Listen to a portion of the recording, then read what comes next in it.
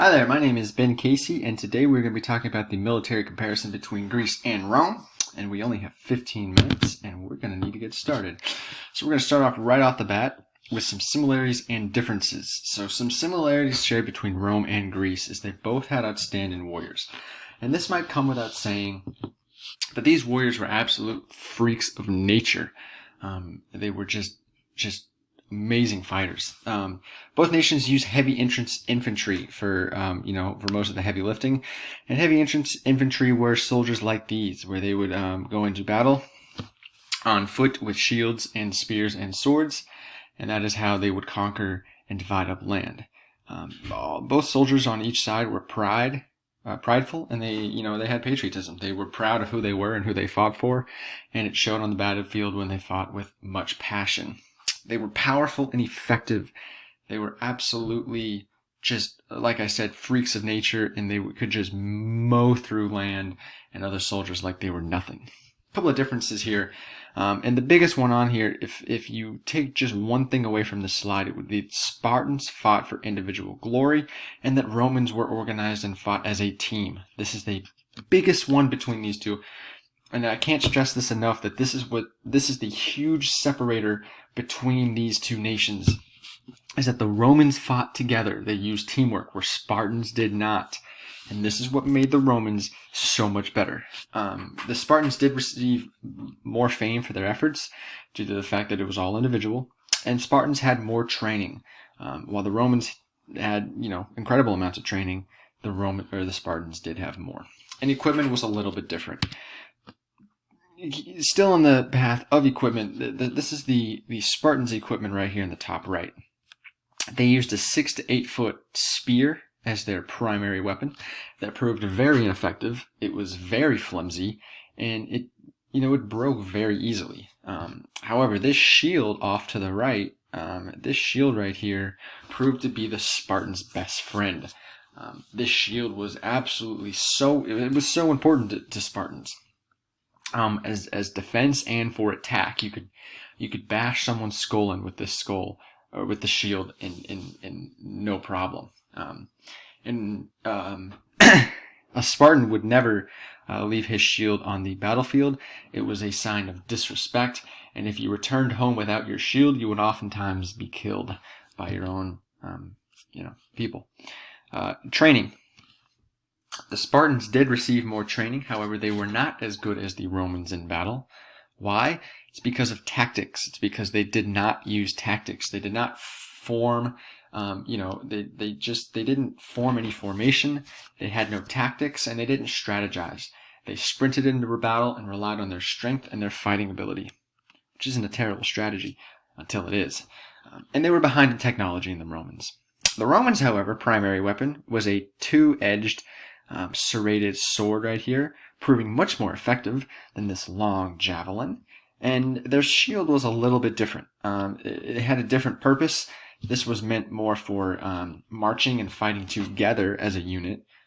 They would often use these shields to protect not only themselves, but their fellow soldiers. And they had intense training, but less training. Their tactics were exponential to that of the Spartans, and they would often strategize and fight in formation, whereas the Spartans did not. And they were above in technology. They had better armor, and their weapons were usually made of better materials. So how did military shape society? Well, for the Spartans, it brought forth a barbaric-like tendencies. And what this meant was training was often so brutal for the Spartans that it kind of reflected their everyday life. When a soldier was born, he would start military training by the age of 7, and he wouldn't retire until the age of 60. So your entire life, your sole duty was to be a warrior. And this created cruel and self-centered people that led to divisions and cleavages within people, and this led to the ultimate undoing of Sparta. They didn't want to share the glory. They wanted all of it to themselves, and this was their downfall. They were truly their own worst enemy. The Romans, however, they believed in the phrase "teamwork makes the dream work," and this is why they proved so successful. They fought together. They fought as a team, and it proved on the battlefield. They were very well educated, and this started at war. People back home saw how education in wartime proved so essential, and so they followed that up, and that's why Rome was so illiterate, that's why Rome was so literate back home. And they had advancements in technology that proved better than the Spartans. So, what was the Roman military influence on America today? Well, if we take a peek at this graph here on the left, or this chart, we can see that it's, sort of a military hierarchy, with the sole power being vested in this one position up here, and then other positions being vested down below. What this shows is that while this man has absolute total control over the entire army, there are also other generals and commanders who have control over separate battalions and separate standing armies. This proved essential because not only does the emperor have to worry about 8 different, battalions at once, different generals and people in charge can focus on other battles and just their primary battle, which again made the Romans more organized and more powerful. The organization of the Department of Defense, as we look here, is exactly borrowed from the one right here to the Romans. So the U.S. military saw how successful Rome was in their military conquest and decided it would be a good idea to copy their, outline of power, which has proved successful as we have seen, with the Secretary of Defense holding the ultimate highest position, and then the, Department of the Air Force, Joint Chief of Staffs, Navy, Army, etc. Well, what was the Greek military influence on today? In order to get what the Greek military influence on today was, we need to look at a book called Carnage and Culture by Victor David Hanson. This book said that there was a quote-unquote Greek way of war, which has now been adapted into the Western way of war. And what the Greek way of war was, is that they would be decisive, and they would send all their firepower into every single battle, no matter if they were fighting a tiny little rebellion or fighting a huge empire. They would still send their entire army, and they would try to get the job done as quick as possible. And what Hanson argues here is that the Western model has adapted this strategy as well. We can see examples on D-Day where they just send everybody in, and we can see examples like this in World War II with Japan with the atomic bomb. It was be decisive, go for the jugular. And Hanson even says in his book that the Greek way of war worked so well that the Western world has been following its bloody footprints ever since. It was quick, it was decisive, get it over with. That was the philosophy. So how has military endured? Military has often been modeled after previous nations. So one nation falls, another rises. That nation, sort of follows its military influence from that previous nation. We just showed you that America had copied some of the Romans' military ideas and adapted it into their very own. Advancements in technology have led to increased weapons of warfare, which, depending on how you look at it, is good or bad.